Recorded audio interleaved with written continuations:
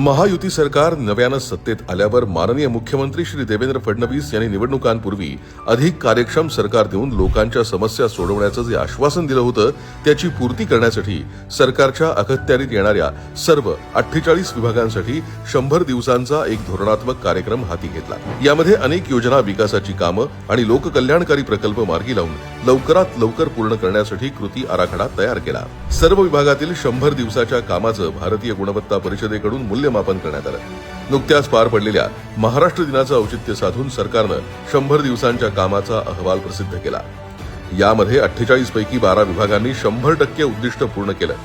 यामध्ये गृह, ग्रामीण विकास, जलसंसाधन, पशुपालन, बंदरे, उच्च आणि तंत्रशिक्षण, खाणकाम इत्यादी विभागांचा समावेश आहे। तर 18 विभागांनी 80%हून अधिक उद्दिष्ट पूर्ण केलं।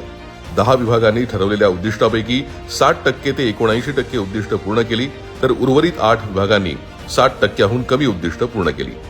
सर्वोत्तम कामगिरी करणाऱ्या विभागात प्रथम क्रमांकावर 80% उद्दिष्ट पूर्तीसह महिला आणि बाल विकास विभाग, तर द्वितीय क्रमांकावर 77.95% उद्दिष्ट पूर्तीसह सार्वजनिक बांधकाम विभाग राहिला।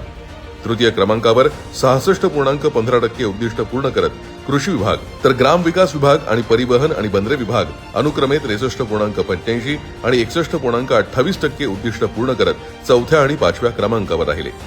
सर्व विभागांनी मिळून निश्चित केलेल्या 902 धोरणात्मक उद्दिष्टांपैकी 706 उद्दिष्ट म्हणजेच 76% उद्दिष्ट पूर्ण करण्यात आली, तर उर्वरित उद्दिष्ट पूर्ण होईपर्यंत संबंधित विभाग त्यावर काम करत राहतील।